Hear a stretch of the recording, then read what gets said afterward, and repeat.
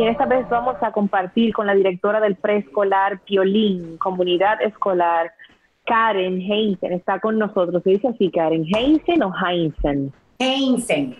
Perfecto. Quienes siguen solicitando al gobierno ser escuchados por considerar que la primera infancia, es decir, los preescolares, los centros de estimulación temprana, no han sido tomados en cuenta aún dentro del plan educativo en el contexto de la pandemia. Vamos a ampliar estas informaciones y recibimos directamente a Karen. Bienvenida, qué bueno tenerte con nosotros.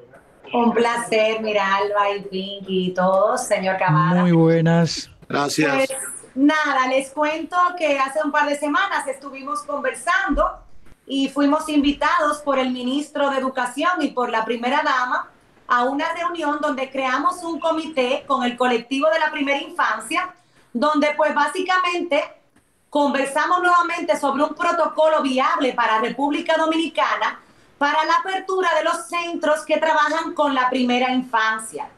Este protocolo ha sido visto como bueno por los pediatras y la Sociedad Completa de Pediatría, pero todavía siguen nuestras autoridades dándole larga al retorno de estos niños.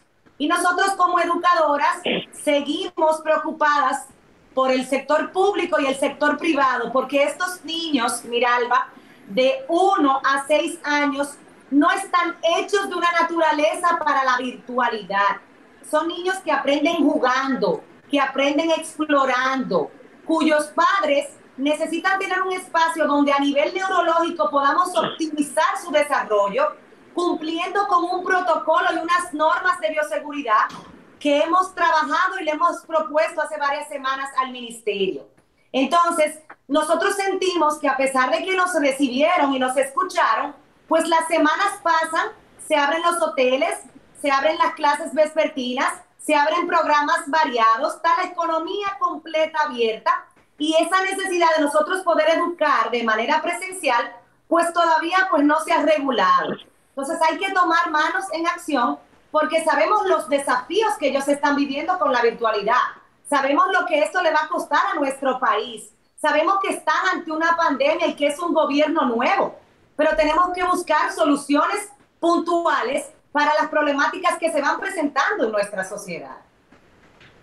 ¿Qué es lo que ustedes proponen para el retorno de estos niños, teniendo en cuenta que dentro de la población son quizás, como han dicho algunos científicos, el vector de contagio más grande y no pueden seguir órdenes? Te explico. Por ejemplo, mi hija de 13 años, tú le dices, usa tu mascarilla, lávate las manos, y ella lo entiende. Pero ¿cómo manejar eso en un niño de 1 a 6 años? ¿Qué es lo que ustedes les han propuesto al gobierno, guardando las medidas de seguridad sanitarias necesarias para evitar que prolifere el contagio desde esa población? Claro, mira, nosotros lo primero que proponemos al gobierno es lo que están usando muchos países en su retorno, que sean grupos de convivencia armónica o grupos burbujas, donde hayan entre 5 y 8 niños, donde haya una cantidad de espacio que permita que nuestros niños no estén totalmente pegados. Entonces es importante desde los 3 añitos que utilicen sus mascarillas. El lavado constante de las manos es determinante. La desinfección de los calzados. El seguimiento del personal que está trabajando con los niños que esté entrenado. La indicación de un líder de supervisión de COVID en cada colegio. La creación de un espacio de aislamiento por si algún tesorito presentara algún síntoma. La comunicación con las familias en dado caso de que ya quieran regresar al colegio, de que sepan que tienen que tener un cuidado porque sus niños van a estar compartiendo con ellos. Y sobre todo, mira, el hecho de que sea un proceso escalonado. ¿Por qué? Porque entendemos que no vamos a decir entren todos, como diría en buen dominicano.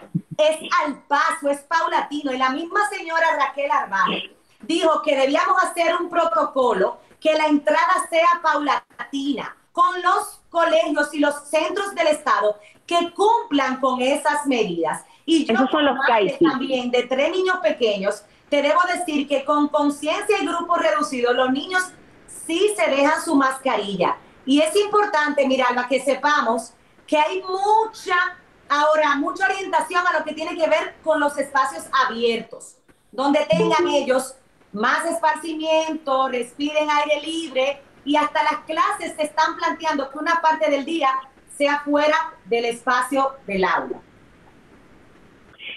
Básicamente, entonces, lo que se propone es que se regrese a la presencialidad, pero ya hay muchos niños que están yendo a la virtualidad y el Estado también anuncia hablo de los colegios, el Estado anuncia que todo va a través de la virtualidad.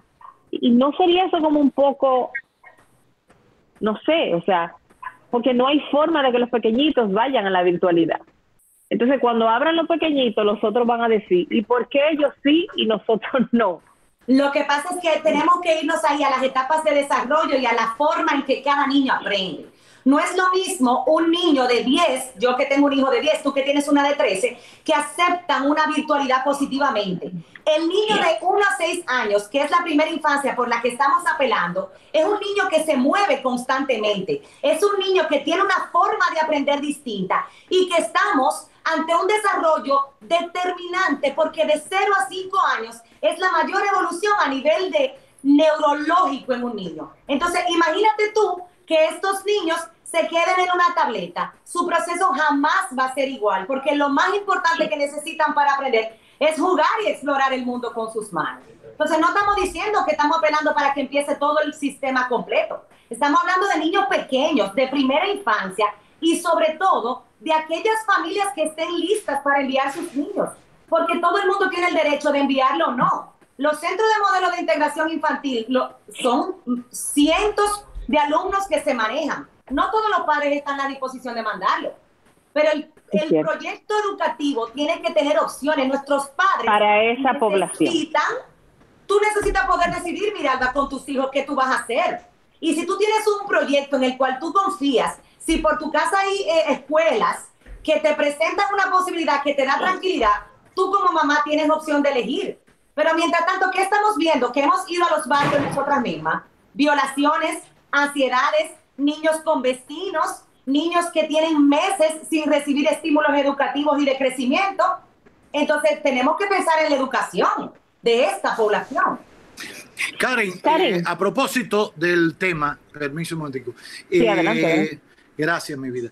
Yo le pregunté al ministro la semana pasada, cuando explicaba cómo iba todo este proceso de educación, al ministro de Educación, Roberto Fulcar, ¿qué pasaría de enero en lo adelante?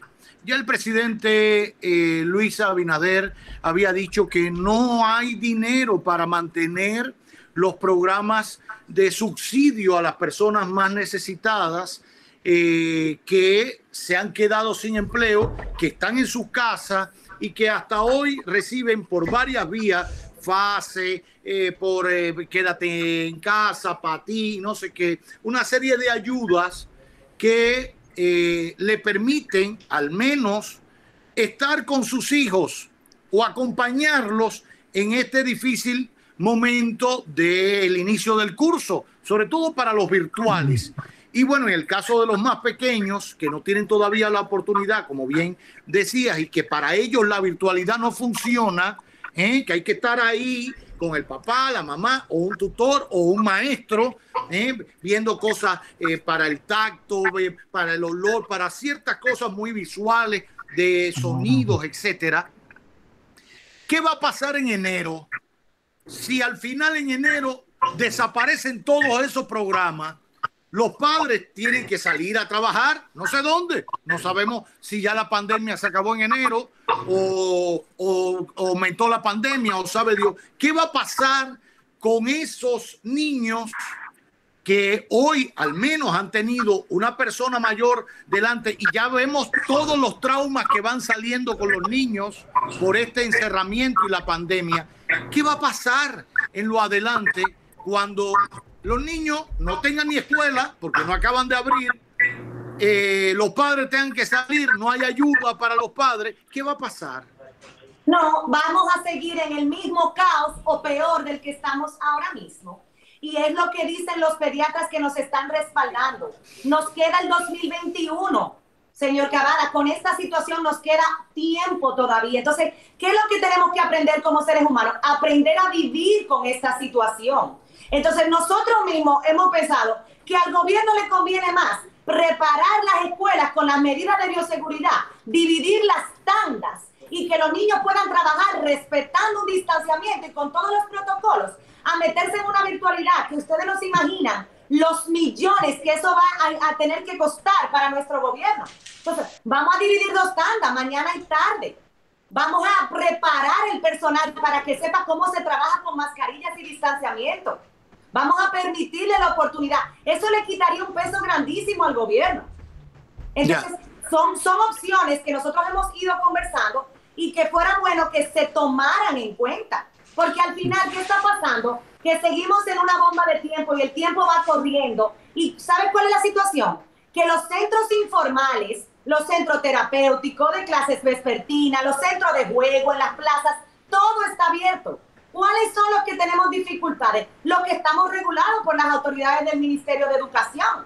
Porque si tú eres informal, tú puedes abrir hasta en tu casa, Cavada, un colegio, donde una vecina, Pinky, que quiere abrir un colegio en el patio, excelente, recibe niños, Miralba. Entonces no puede ser posible que los que estemos totalmente regulados no podamos abrir como colegio y que tengan que ser centros aparte.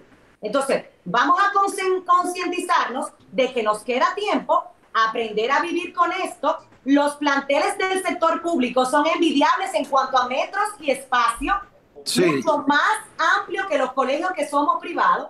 Entonces, vamos a unirnos. También le ofrecimos al gobierno que podíamos ayudarlo en la supervisión. Yo, como directora y como dominicana, me ofrezco. Yo voy y superviso 20 proyectos y vemos si cumplen con las medidas. Nosotros somos más de 200 directoras que estamos siendo afectadas por esta situación. Y estamos hablando de miles de empleados, de maestros que están teniendo que salir a la calle. Entonces es un problema que afecta al director, que afecta al maestro y que afecta a las familias que reciben el servicio.